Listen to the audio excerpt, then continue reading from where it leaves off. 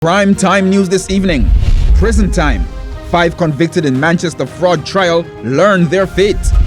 SOE scrutiny. Court hears cases of men held under security measure for extended periods. And eviction.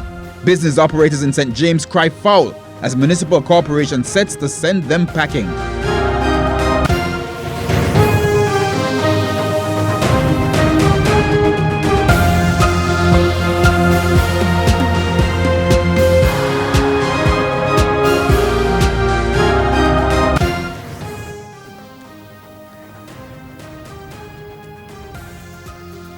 Good evening and welcome to Primetime News, on air and online at onespotmedia.com. I'm Herman Green. And I'm Janella Precious. Also this evening, the Business Day, Primetime Sports, Sports Commentary, E-Prime and Weather. But before the break, the feedback question. Our question this evening: how has the coronavirus impacted your economic well-being? You can share comments online, facebook.com/Television Jamaica and tweet us at Television Jam.